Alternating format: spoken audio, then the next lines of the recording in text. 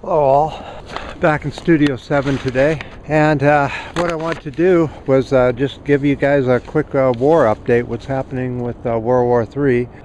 It looks like the US and the European politicians are now calling for a much bigger escalation in Syria and Iraq. They want to escalate both ground troops to up to 20,000 more troops and a much bigger bombing campaign. We do need to bomb Iraq again. Iraq is just, there's not much left, but I'm sure there's a few pieces we can find to bomb. More weapons are being called for. Also, here in the U.S. for the presidential election, the politicians, the ones that want to be the next president on the Republican side, were all talking about what they would do about the situation. Jeb Bush calls for a no-fly zone over Syria. I didn't know we had that the U.S. control that kind of thing without declaring war with Syria. A no-fly zone and a safe ground zone in Syria.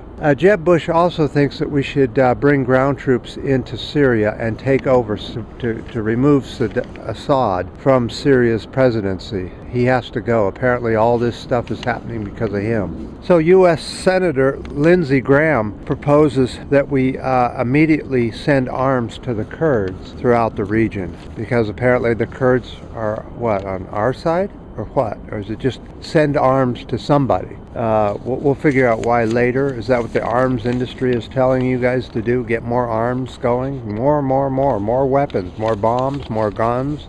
That's what we need in that area, is just more weaponry. Also, it looks like Russia is already deploying ground troops into Syria. That's just a rumor kind of thing, but it may be happening. So what's going on here? Well, obviously we're setting up the battlefield for fighting Russia. China also. Also, they're constantly talking about how bad Iran is, and Iran is causing all this trouble with ISIS. But we keep forgetting that the U.S. is the one that invented ISIS, the Mujahideen, or any other of these factions that are all the same. You just keep changing the name. People, we cannot win. The U.S., the UK, nobody can win a nuclear war. Let's look at the players. Iran does not have nuclear weapons, but the rest of them do. Everybody else pretty much has weapons. Let's see, we have India with nuclear weapons, we have the US with nuclear weapons, we have Israel with nuclear weapons, we have the UK with nuclear weapons, we have Russia with nuclear weapons, we have Pakistan with nuclear weapons. Warfare isn't out of the question. It's just completely out of the question if you want humans to survive. But the Nobel Peace Prize winner just can't get enough of this war stuff. So now the U.S. is fully at war with Syria, and that we need to remove Assad. All right, guys, I just wanted to give you another update on what's happening with World War III.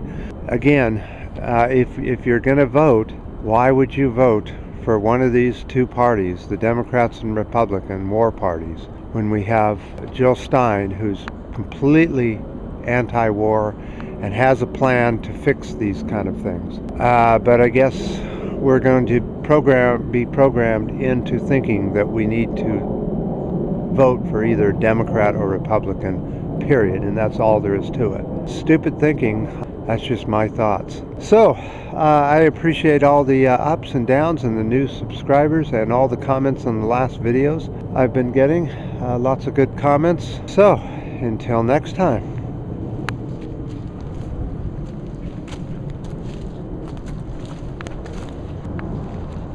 If there is a next time.